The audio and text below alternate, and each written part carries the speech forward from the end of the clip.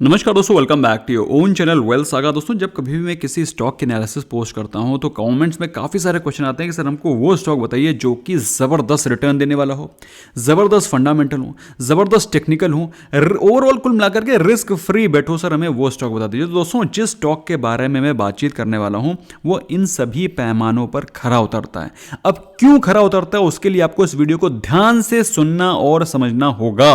नहीं समझेंगे important points miss कर जाएंगे। सो वीडियो के साथ बने रहें। और दोस्तों, अगर आपको हमारे वीडियोस पसंद आते हैं, हमारी एनालिसिस पसंद आती है तो स्मैश करें लाइक बटन। उसमें क्यों आप कोताहती बरतते हैं? स्मैश करें लाइक बटन दोस्तों, ताकि हमको पता चले कि आपको हमारी बात समझ में आ रही है, आपको हमारा कंटेंट पसंद आ रहा है। So let's begin. दोस्तों, जैसा कि मैंने अभी आपको बताया कि जिस स्टॉक के बारे में हम लोग बातचीत करने वाले हैं वो इन सभी पैमानों पर खरा उतरता है। अब क्यों खरा उतरता है? हमें वो धंधा चाहिए जिसमें कि अच्छी खासी मार्जिन पे बिजनेस हो रहा हो। वेफर थिन मार्जिन पे बिजनेस हो रहा होगा तो आज हो सकता है चल रहा है, कल हो सकता है ना चले। रिस्क है भाई, है रिस्क है तभी रिवॉर्ड है। लेकिन हमें रिस्क फ्री अगर इन्वेस्टमेंट करना है तो हमें अच्छा बिजनेस चाहिए जिसका कि अच्छा खासा काम चल रहा हो, अच्छे खासे मार्जिन पे काम कर रहा हो, कोई भी डेट ना हो। भाई डेट फ्री कंपनी है, डेट फ्री कंपनी है तो इनोवेट कर सकती है और लोन ले सकती है। कंपटीशन बढ़ गया, कुछ और फैक्ट्री खोलनी पड़ गई, कुछ और मॉडिफिकेशन करना पड़ गया, कुछ और इनोवेशन करना पड़ गया, तो कंपनी के पास फ्लेक्सिबिलिटी है और ज्यादा लोन कर लेकर के और ज्यादा बोरोइंग करके इनोवेट करने की, क्योंकि डेट फ्री कंपनी है। अच्छे मार्जिन पे काम कर रहा है, आप देख सकते हैं। और नेट प्रॉफिट मार्जिन जो सब कुछ निकाल दो, सारे खर्चे निकाल दो, तो नेट प्रॉफिट मार्जिन 11%, मतलब बहुत ही शानदार प्रॉफिटेबिलिटी है कंपनी की। प्रॉफिट ऑपरेटिंग प्रॉफिट मार्जिन भी बहुत ही शानदार। ओवरऑल कंपनी का जो बिजनेस है, बिजनेस मॉडल है, वो बहुत शानदार है। ऑल्दो अगर बात करें कंपनी जिस फील्ड में है, जिस सेगमेंट में है, वो पिछले कुछ सालों से थोड़ा प्रॉब्लम से गुजर रही है। तो दोस्तों, जब किसी अच्छे स्टॉक को अगर आप प्रॉब्लम के समय पर खरीदते हैं तो जब उसका सही समय आएगा तब वो आपको मल्टी बैगर रिटर्न देगा। यही होता है ब्लू चिप इन्वेस्टमेंट। फिलहाल दोस्तों, जिस स्टॉक के बारे में हम लोग बातचीत कर रहे हैं उसका फाइनेंशियल ट्रेंड आपको जनरली पॉजिटिव दिखाई पड़ रहा है। 2020 को छोड़ दें तो 2020 तो वैसे भी अपवाद है, क्योंकि दोस्तों 2020 2021 के बीच का जो ये ट्रांजिशन फेज है इसमें काफी सारी कंपनीज अंडर परफॉर्म किया। लेकिन ये स्टॉक हम लोग इस तरह से नहीं सोचेंगे कि ये अपवाद है। हम लोग देख रहे हैं कि ओवरऑल परफॉर्मेंस कैसा रहा है। तो अगर आप देखें तो भी आपको नजर आएगा कि प्रॉफिटेबिलिटी में कोई डेंट नहीं। आई डू नॉट से कि प्रॉफिट एकदम आसमान पे छू रहा है, ऐसा बिल्कुल नहीं बोल रहा हूं। Profitability is constant. पिछले 3 सालों में प्रॉफिटेबिलिटी में कोई जंप नहीं आया है, but there is not a major fall also.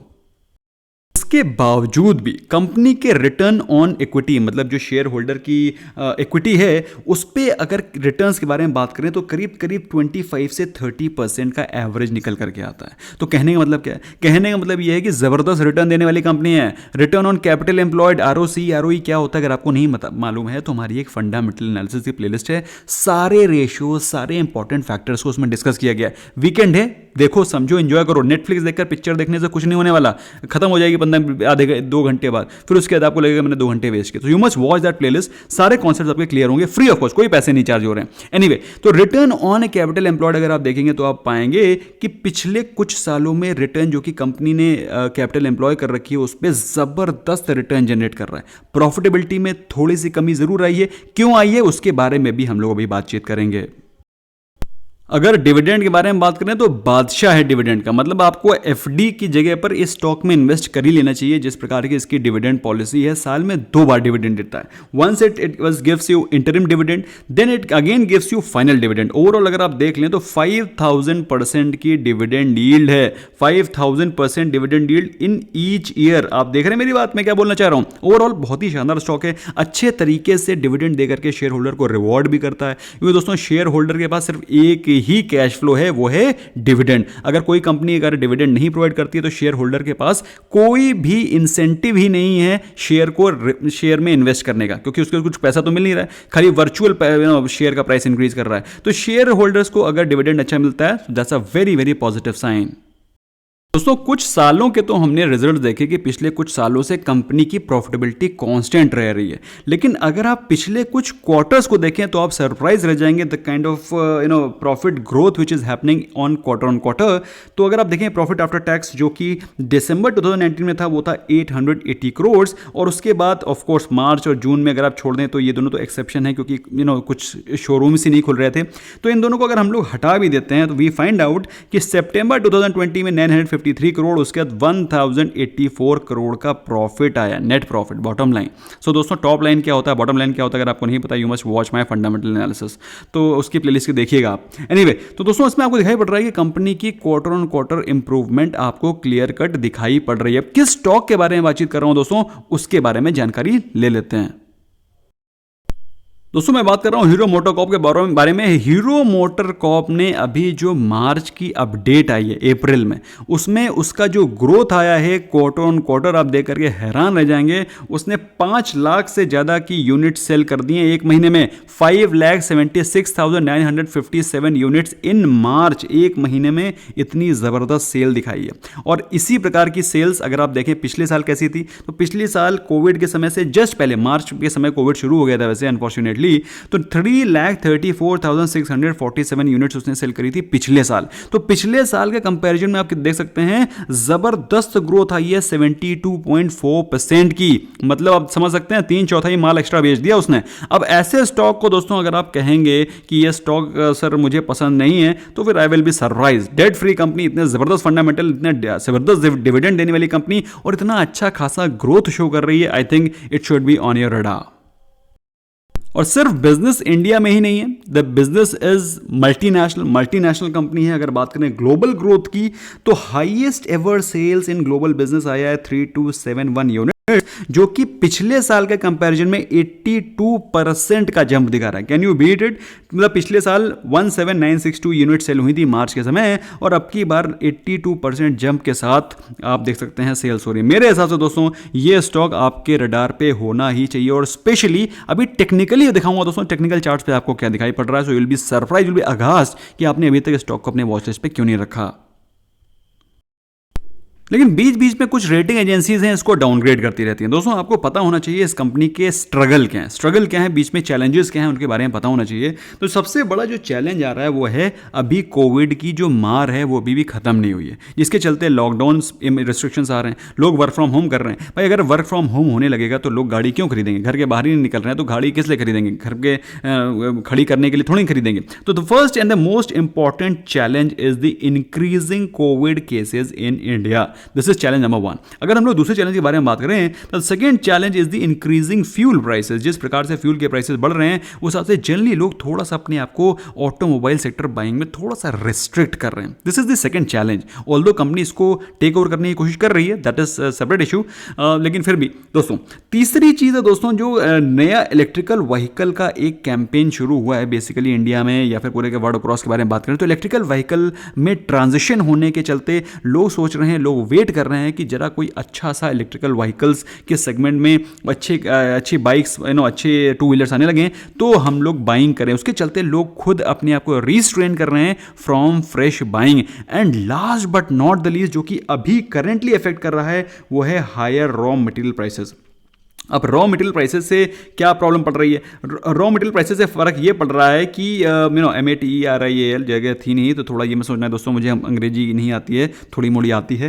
तो रॉ मटेरियल प्राइसेस दोस्तों जिस हिसाब से आपको मालूम है अभी एल्यूमिनियम के प्राइसेस, अभी कॉपर के प्राइसेस, अभी स्टील के प्राइसेस, ये सभी के सभी स्काई रॉकेट कर रहे हैं। अब चूंकि स्काई रॉकेट कर रहे हैं उसके चलते क्या प्रॉब्लम आ रही है? प्रॉब्लम ये आ रही है कि भाई कंपनी अपने प्राइसेस जो बाइक है अगर प्राइसेस रॉ मटेरियल प्राइसेस मतलब 30% बढ़ गए तो कंपनी अपनी बाइक के प्राइस 30% थोड़ी नहीं बढ़ा पाएगी। कितना बढ़ाएगी? 2%, 4%, 5%, है कि नहीं? तो जितना भी ये रॉ मटेरियल का प्राइसेस बढ़ रहे हैं, कॉस्ट बढ़ रही है, वो कंपनी को खुद ही संभालनी पड़ेगी, तो उसके प्रॉफिटेबिलिटी में उसको डेंट आ सकता है। तो ये 4 चैलेंजेस हैं दोस्तों जो कि आपको at the back of your mind रखनी पड़ेंगे। मेरा काम है आपको दोस्तों holistic overall 360 degree analysis provide करना ताकि आपको पता चल सके कंपनी के चारों तरफ क्या चल रहा है, सिर्फ गुडी बातें नहीं दोस्तों। तो इसलिए आपको ये पता होना चाहिए इस कंपनी के ये फोर्थ कमिंग चैलेंजेस हैं which you have to bear in mind if you are an investor. लेकिन दोस्तों अगर प्रॉब्लम होगी तो पूरे के पूरे सेक्टर को होगी। लेकिन अगर हम लोग बात करें इसके लीडरशिप पोजीशन की, तो टू व्हीलर सेगमेंट में दो ही मेजर स्टॉक हैं जो कि ज़बरदस्त परफॉर्म करते हैं। उनमें से एक है बजाज ऑटो। बजाज ऑटो ने दिए हैं अराउंड 67% के returns in 1 year, whereas if you talk about Hero MotoCorp it has given you 63% returns. Although covid के समय से दोस्तों हर एक स्टॉक ऑलमोस्ट डबल हो गया है, 50-60% के रिटर्न्स आर नॉर्मल। लेकिन फिर भी अगर हम लोग बात करें तो Hero MotoCorp has been giving consistent returns in previous years as well, और डिविडेंड तो बढ़िया देता ही देता है। तो डिविडेंड कितना बढ़िया देता है उसके बारे में एक बार फिर से हम लोग जिक्र करेंगे, लेकिन एक बार देख लेते हैं भाई इस कंपनी में निवेशित किस लोगों ने कर दिया। भाई हमको ये पता होना चाहिए ना कि जो चीज़ हम लोग खरीद रहे हैं उसको और कौन खरीद रहा है, किसने इसमें निवेश कर रखा है, किसने इसमें पैसा डाल रखा है। तो आप जानकर के हैरान हो जाएंगे कि approximately 90% of holding of this company is with strong hands. FIIs के पास ऑलमोस्ट 36% की होल्डिंग है।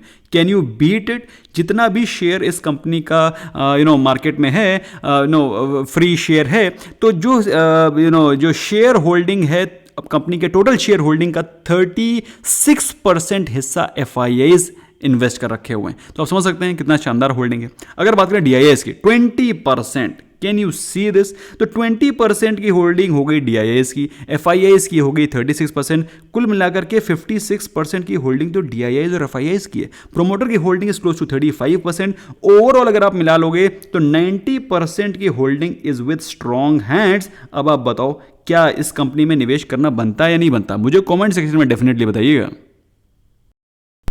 अब कमेंट सेक्शन में आपको डेफिनेटली मुझे ये भी बताना है कि अगर आप 3% की डिविडेंड इस स्टॉक से लेना पसंद करेंगे या फिर 4%, 4.5% की FD बैंक में रखना पसंद करेंगे। मुझे कमेंट सेक्शन में डेफिनेटली बताना। तो दोस्तों ये स्टॉक जो इसी इंडस्ट्री की price to earning ratio is close to 21, और ये स्टॉक आपको ऑलमोस्ट उसी प्राइस टू अर्निंग रेशियो पे मिल रहा है, कोई ज़्यादा महंगा नहीं मिल रहा है। और जिसको नहीं मालूम है, इसके सबसे बड़े जो मेजर बेनिफिट्स हैं फ्यूचर में आने वाले, वो है इसका एक्विजिशन इन हार्ले डेविडसन। दोस्तों हार्ले डेविडसन को मार्केट के स्पेयर्स की सर्विसिंग हीरो मोटरकॉर्प करेगी आने वाले समय में, जो कि एक बहुत ही ज़बरदस्त न्यूज़ है। इसके अलावा हीरो मोटरकॉर्प बहुत ही शानदार एक्सपेंशन प्लान में है as far as two wheeler electrical vehicles are concern. ऐसे में दोस्तों मेरे हिसाब से ये दोनों benefits, Harley Davidson and electrical vehicles, are going to bring back a lot of revenue for Hero MotoCorp in times to come as well. तो किसी भी स्टॉक में इन्वेस्ट करने से पहले जो चीज़ मैं सबसे पहले देखता हूं वो ये है कि मुझे सही प्राइस पे मिल रहा है कि नहीं मिल रहा है। मुझे कोई बहुत बढ़िया स्टॉक हो, बहुत बढ़िया चीज़ मिल रही हो, लेकिन मुझे उसका ऑलरेडी उसको बहुत महंगे करके मैं उसको खरीद रहा हूं, तो मुझे फ़ायदा थोड़ी नहीं होगा। फ्यूचर में मुझे और उतना ही ज़्यादा उसको रोक के रखना पड़ेगा for gaining some substantial benefits. तो देखो इस स्टॉक के बारे में बातचीत करें, ये स्टॉक करीब 12% के डिस्काउंट में आपको मिल रहा है, which according to me is a reasonably very high discount in just 1 year. एक महीने में 12% का डिस्काउंट, जबकि पिछले एक साल में एज आई टोल्ड यू अगर हम लोग इसके लोज से कंपेयर करें तो करीब 80% के रिटर्न दे चुका है। ऑलमोस्ट सेक्टर के कंपैरिजन में बिल्कुल फिट बैठ रहा है। ऑल्दो सेंसेक्स के कंपैरिजन में उसने बेहतर रिटर्न दिए हैं, सेक्टर में इससे भी बेहतर परफॉर्म करने वाले स्टॉक्स हैं। However 80% returns in 1 year are not bad at all. तो अगर थोड़ा टेक्निकली और डीप देखेंगे तो आप पाएंगे स्टॉक अपने ज़बरदस्त बाइंग जोन के आसपास चल रहा है। अभी आपको लगता है अगर कि स्टॉक में बहुत ज़्यादा करेक्शन आने वाला है, तो दोस्तों मेरे हिसाब से 2850 इज दी बॉटम, जहां पर ये स्टॉक एकदम बॉटम आउट हो जाएगा। अभी चल रहा है 2950 के आसपास। सो मेरे हिसाब से ये जो 100 प्राइस की रेंज है ना, 100 रुपीज़ की रेंज है, 2850 टू 2950, ये रेंज है जिसको कि आपको एक्सप्लॉइट करनी है फॉर इन्वेस्टमेंट। अगर ये स्टॉक अगर आप इस प्राइस रेंज में एक्यूमुलेट कर लेते हैं, मेरे हिसाब से एक बहुत ही शानदार बाय है। एंड यू ज़्यादा पुरानी बात नहीं कर रहा हूँ, फरवरी की बात कर रहा हूँ, just month and half back the stock was trading at around 3600, 3600 रुपये का स्टॉक 1.5 महीने में करेक्ट होकर के आपको 3000 के नीचे मिल रहा है, ऑलमोस्ट क्लोज टू 20% डिस्काउंट। एक महीने में अगर इसके हाई से कंपेयर करें तो हाई से अगर कंपेयर करें तो 20% के डिस्काउंट में अगर इतना जबरदस्त ब्लू चिप स्टॉक आपको मिल रहा हो, मेरे हिसाब से you must at least watch place it on your watch list. लेना है नहीं लेना वो तो आपको अपने फाइनेंशियल एडवाइजर से पूछ करके लेना चाहिए, लेकिन दोस्तों मेरे हिसाब से वॉच लिस्ट पर डेफिनेटली ऐड करके इसको रखा जा सकता है। दोस्तों मुझे पता नहीं है कि आप लोगों ने स्टॉक को ट्रैक किया है नहीं किया, लेकिन अराउंड 27% ऑफ द पीपल, पिछले ट्रेडिंग सेशन के बारे में बात करें कि 27% लोग स्टॉक को वापस अपने डीमैट अकाउंट में लेकर के गए हैं। 25% एंड अबव डिलीवरी को दोस्तों मैं बहुत ही शानदार समझता हूं, और ये मेरा one of the criteria for filtering of good stocks रहता है। और आप देख सकते हैं इसमें डिलीवरी भी अच्छी खासी चल रही है। मेरे हिसाब से ये स्टॉक वर्दी ऑफ इन्वेस्टमेंट है फॉर लॉन्ग टर्म। आपको स्टॉक के बारे में क्या लगता है दोस्तों, मुझे कमेंट सेक्शन में डेफिनेटली बताइएगा। और अगर वीडियो पसंद आया तो स्मैश करें लाइक बटन, उसमें चूकते क्यों हैं। Bye bye for now.